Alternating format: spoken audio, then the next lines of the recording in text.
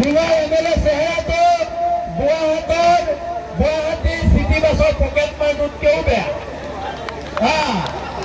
আৰু ঢিঙৰ MLA আমিনুল ইছলামক এটা কথা কৈ দিছো, তোমালে কোনোবা বাংলাদেশীয়ে ভয় কৰিব পাৰে, আমি ঘেণ্টা তোমালে খাতিৰ নকৰো।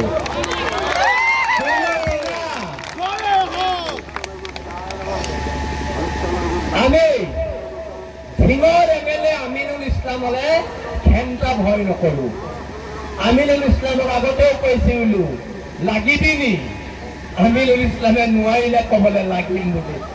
লগাহেঁতেন ঠেং হাত ভাঙি এতিয়া গুৱাহাটী মেডিকেলত পৰি থাকিলেহেঁতেন। আমাৰ লগত নোৱাৰিবি।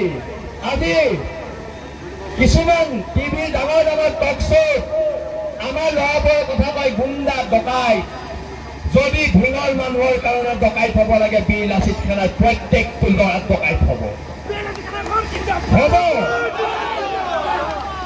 আজি এটা কথা স্পষ্ট, এটা কথা আমি স্পষ্টকৈ কৈ দিছো। আজি মিডিয়া আছে, আজি শ্ৰদ্ধাৰ সংবাদ মাধ্যম আছে। ঢিঙৰ OC এই কলিতা উপাধিৰ মানুহজনে বাংলাদেশী মূলৰ মানুহৰ পৰা পইচা খায়। হিমন্ত বিশ্ব শৰ্মাই তেওঁক ছাছপেণ্ড কৰিব লাগিব।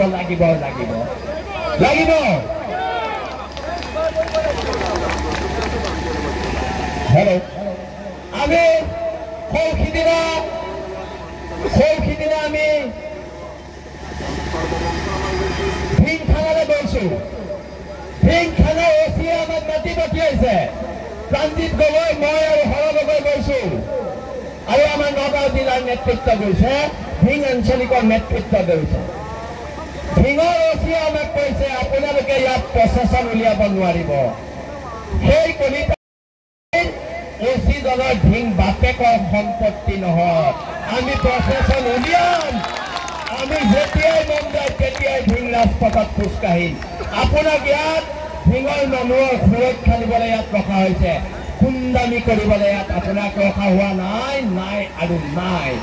আৰু সেই OC জনক এটা কথা কৈ দিওঁ, আপোনাৰ জেলৰ লগত কিমান সম্পৰ্ক নাজানো, আমাৰ জেলৰ লগত মধুৰ সম্পৰ্ক। জেল আমাৰ কাৰণে অলংকাৰ আৰু অলংকাৰ। জেলৰ ভয় আমাক নেদেখাব, কাক দেখুৱাবলৈ আছে দেখক। মুখ্য সচিবকে প্ৰমুখ্য কৰি আমাৰ 30টাৰ ওপৰত ল'ৰা জেলত সোমাই আছে।